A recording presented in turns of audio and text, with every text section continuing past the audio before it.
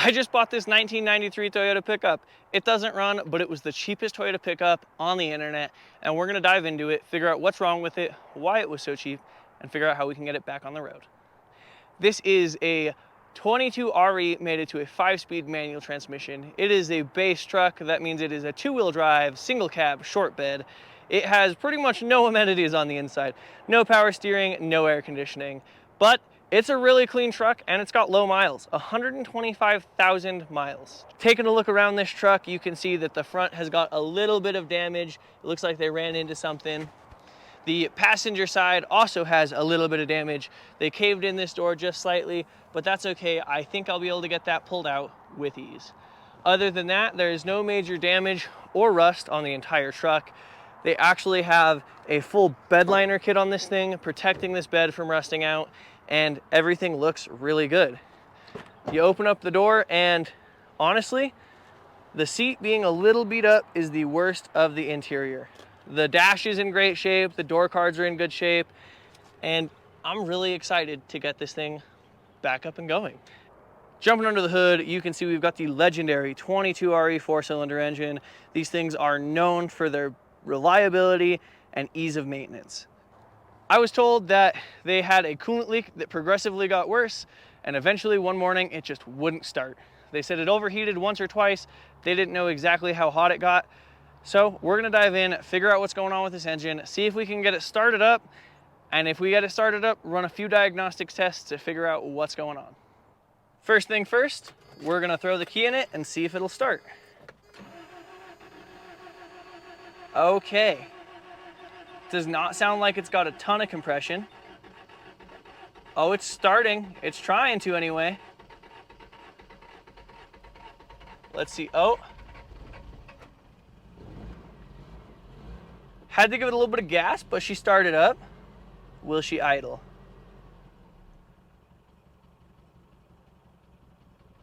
Just barely. So, it's idling real low, it's shaking pretty bad, but it's running. So that's a really good sign. They told me it hadn't run for a little while. The exhaust doesn't look to be puffing too much smoke. All right, since it's running, we're gonna go ahead, we're gonna drop this hood and pull it up into the garage so we can start diagnosing this engine and figure out what's wrong with it. All right, first driving this thing. Feels like the e-brake works.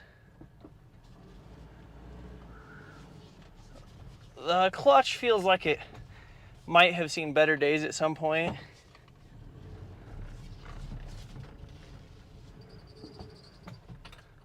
All in all, it's pretty decent. Oh, look what I just noticed. This mirror is a suction cup mirror because the original mirror is gone.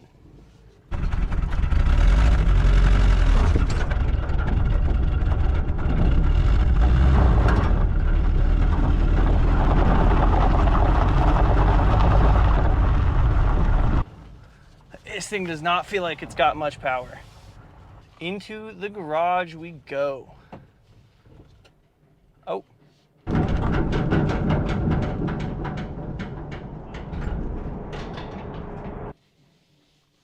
She stalled out on me. Luckily we made it into the garage. Now we can pop the hood and start doing some diagnostics on this thing.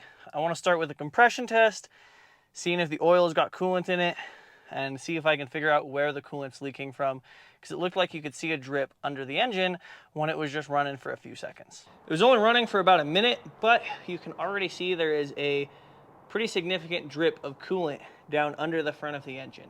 So we're gonna start by figuring out where that coolant's coming from and why it's leaking. Moving over to the left side of the engine, you can see there's coolant dripping down the side of the timing cover. So that is right above the water pump, and I think that might possibly be where our coolant leak is from. If not, it's gonna be from the timing cover. Either way, we're gonna have to dig into this thing a little bit further to figure out the coolant leak. Before I dive into figuring out this coolant leak, I want to first assess a few other things on the engine. One of the first things I want to do is I want to pull all the spark plugs out and run a compression test on every single cylinder just to see the health of the engine. It sounds like it's a little bit low on compression, and a little bit low would mean that it's possibly a head gasket issue, but if it's very low on compression, there's a possibility it needs pistons or piston rings And if that's the case, this entire engine is going to have to come out of the bay, and we won't be able to fix it while it's still in the truck.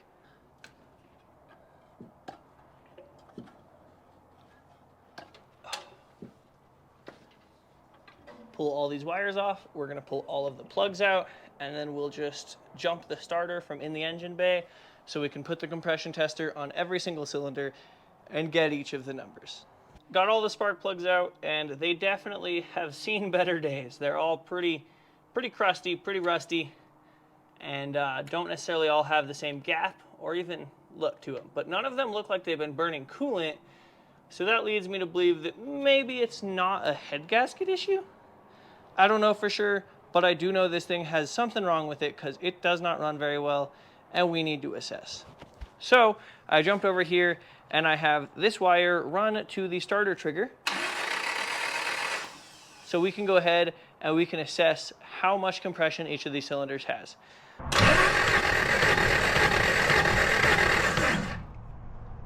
"70 PSI. Ooh. 30 PSI. 65 PSI. 65 PSI. Well, there could have been better results. We've got 70 PSI in hole number 1, which is pretty good. We've got 30 in hole number 2, which is bad. We've got 65 in hole number 3, which is okay. And we've got 60 in hole number 4, which is less okay. So our highest number is not really ideal. So we're going to have to dig into this thing a little bit further. First thing we're going to do is we're going to pop the valve cover off. We're going to make sure we don't have a flat cam, make sure the cam is in time with the crankshaft, and make sure the valves are opening all the way. After that, we're probably going to end up digging further into it and popping the head off of this thing. But for now, we're just going to assess what we can and figure out what exactly is going wrong with this thing. One of the ways to test for a bad head gasket is to pop the radiator cap off and see if there's combustion air coming out of the radiator. The last Toyota pickup I did had quite a bit coming out of the radiator. So what I'm going to do now is I'm going to put all 4 of the spark plugs back in, crank it over, and see if we can see anything coming out of the radiator. Threw all the spark plugs back in. Now let's crank it over with the radiator cap off.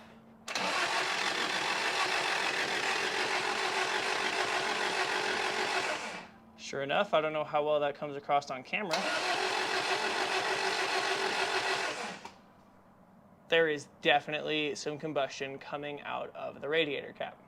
One of the next things I want to test is I want to pull the oil cap off and see if we've got a bunch of combustion coming out of the crankcase, because that'll tell us there's a ring issue or something a little more serious.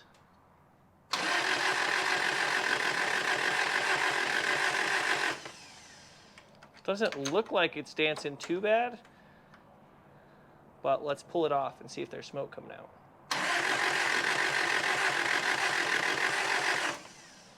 No smoke. I don't think we've got like a broken piston or a broken ringland or anything that would cause a ton of combustion to go into the crankcase, but we might have some worn out rings. We're gonna have to dig further into this thing to figure out what's going on. Next thing we're going to be digging into is I want to pull this valve cover off. That'll tell us a few things. One, it'll tell us if the cam has any damage, if the valves are opening, if they're opening at the proper time, and if they're opening as far as they should be.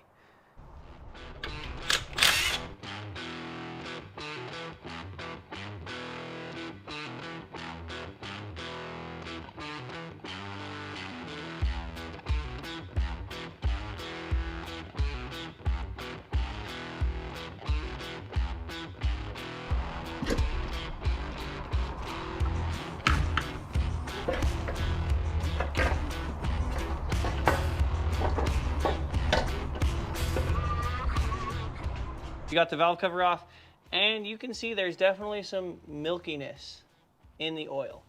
It's not pure oil. There's some like very light, watery looking stuff in it. But from first impressions, none of the cam lobes look flat. Doesn't look like there's a ton of damage anywhere. So these are really good signs. And there's no major buildup anywhere. There is some less than pretty oil. Brown oil tells me there's definitely some water getting in there, but that's okay. We can figure that out. We can do a head gasket on this thing. I want to figure out why this thing has such low compression. So in order to figure that out, we're going to go ahead and set timing to top dead center and see what everything looks like. We've got the engine set to top dead center. You can see the little mark on the cam is lined up with the mark on the rocker assembly. I'm looking down the timing cover and I do not see any damage to the timing chain guides, which tells me that the coolant and oil mixture is not due to the timing chain eating through the aluminum timing cover. Assessing a little further, the number one cylinder at top dead center should have lash or a little bit of play in both of the rocker arms. There is a very small amount in the intake side, and there's none in the exhaust side, which tells me this valve is not closing properly, and that might be part of what our issue is with compression. Also, this one should be tight, this one should have lash, and it's got almost none. This one should be tight, and this one should have lash, and it's got none. There is no movement there. Kind of counterintuitively, since we have some valve lash issues, I'm going to actually set valve lash on this thing before we tear it apart. And that's just so I can go through, run another compression test and see if we have proper compression down the board with the valves opening and closing at the proper time and actually closing all the way. Having an exhaust valve stuck open just a little bit will definitely affect the compression. And I've got a feeling if this one is tight and this one is tight and this one's almost tight, that we've probably got issues all the way down the line. So I'm going to set valve lash, redo a compression test, and hopefully that's part of our issue. I wouldn't doubt if this thing's never had the valve lash set and it's just adjusted this much over time.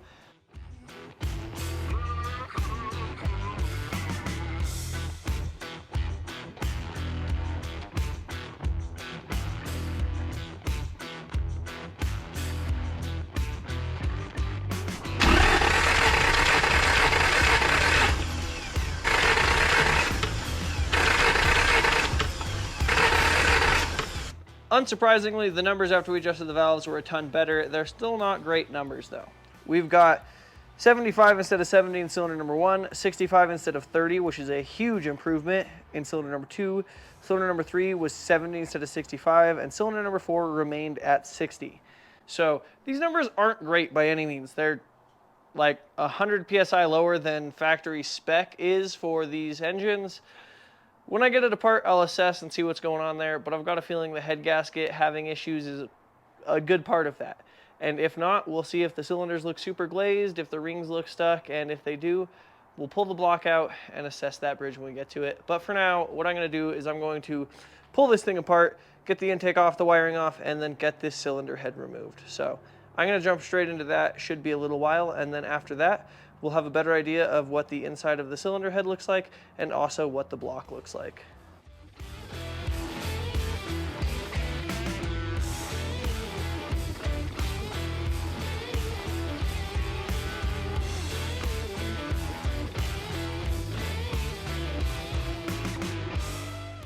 We've got the engine bay blasted apart, we've got the upper intake off, the exhaust is unbolted, the radiator's out, the coolant's drained, and all we really have left is to crack these head bolts off and take the head off.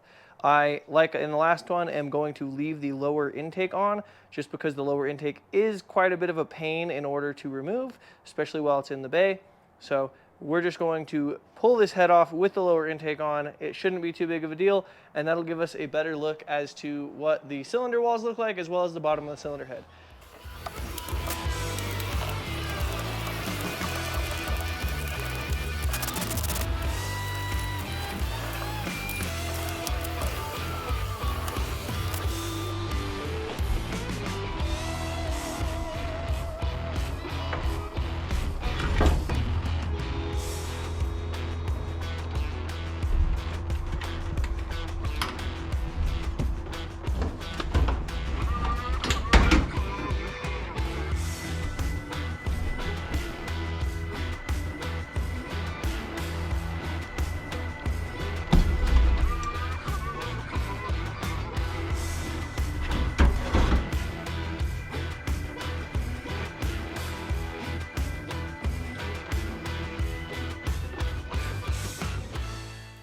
Got the head off, and I actually already went ahead and cleaned up the head surface, wiped everything down. This is all cleaned up and should be good to go.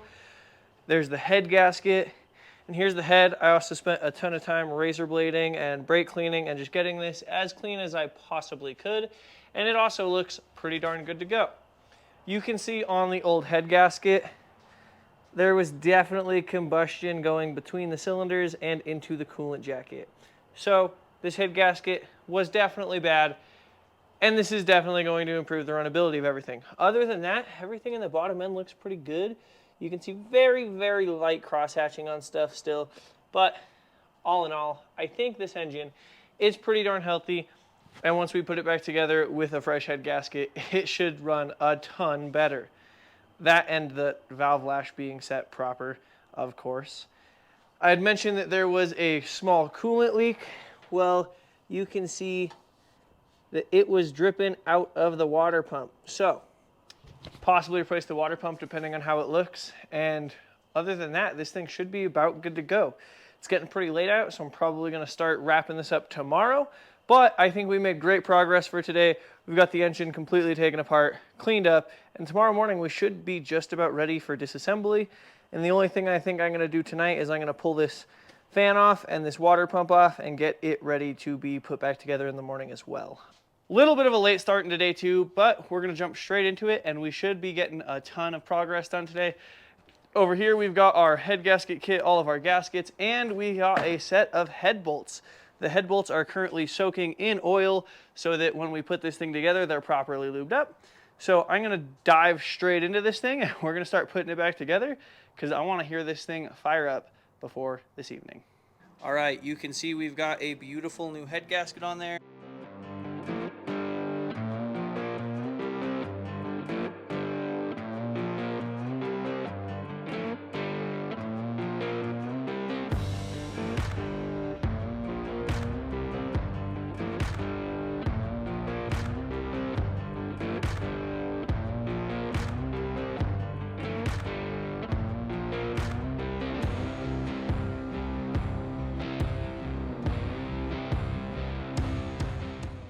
We got the engine completely wrapped up. We threw everything back together. We got the engine completely wrapped up. We got everything back together. It flew back together so quickly.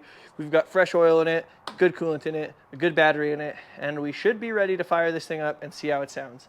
It should sound a ton better. It should have compression in all the cylinders, no more blown head gasket, fresh spark plugs, stuff like that. So I'm really excited. So without further ado, we're gonna go ahead, jump in this thing and see what it sounds like.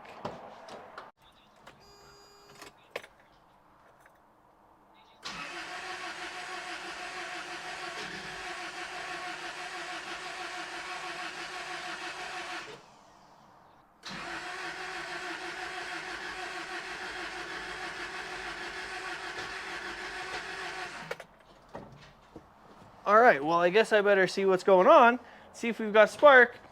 Kind of smells like fuel, and make sure all of my sensors are plugged in. Well, I've been messing with this thing for a minute, and I couldn't figure out why it wouldn't start. So I started adjusting the distributor with no bolt hole in it, or with no bolt in the hole. I could not get this thing to fire up. I've been messing with it for a minute, so I started spinning the distributor with no hole. I couldn't get this thing to start, so I started spinning the distributor with no bolt in the hole just to try and get it to fire somewhere.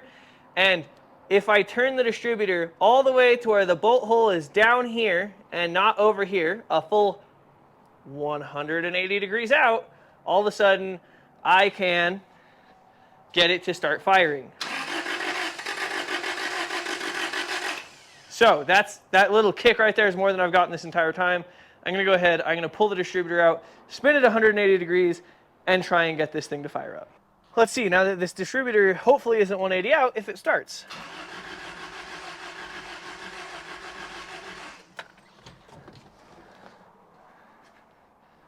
All right, let's see, I jumped the starter.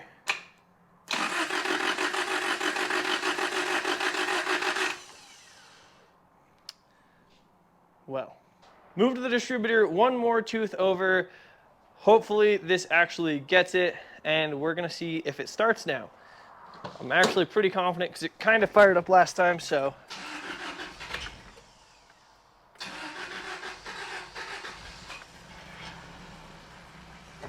Oh, so much better. Awesome, it started up. I was getting a little nervous.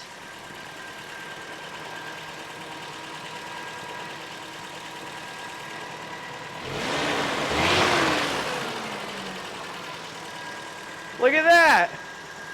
I think we can tighten that distributor down, make sure everything's wrapped up. Then we're gonna get this thing out of the garage, take it for a test drive, and see how it drives. Got it out of the garage. It just started raining, but we're gonna take this thing for a cruise and see how it drives. Brakes feel good. Speedometer works. Feels like it's got pretty good power, honestly. It just drifted. I'm on dirt, but feels good. I'm so glad I finally got this thing running. I was starting to get a little bit anxious with the whole distributor issue, but feels pretty good. And I think it's peppier than the last one I had. It definitely does drifties. Not even necessarily trying to, but one of those things. These things are so light, they just toss the back end around.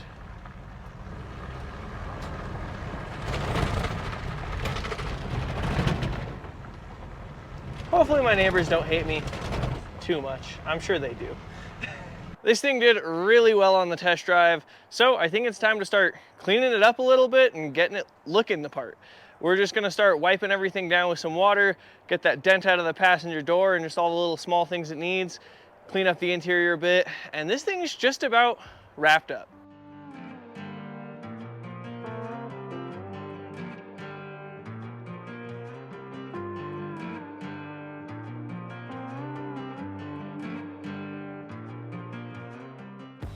Holy cow, water and a wipe down did so much.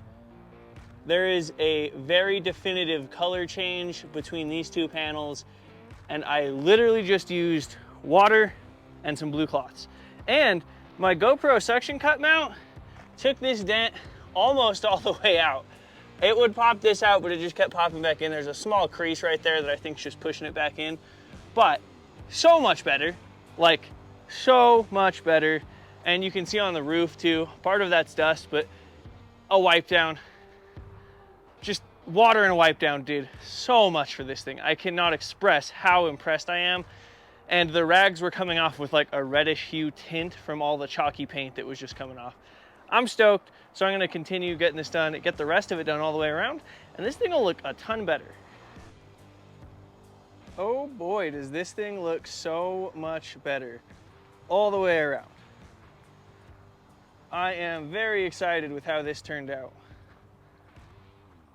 Hard to see on this side because it's so dark, but we're gonna go ahead, move to the interior. There's just a bunch of little stuff, dirt, dust, grime that I'd like to get vacuumed out. Maybe wipe the dash and stuff down, get some of this built up dust and grime out of there. This thing is coming along nicely and turning into a sweet little pickup.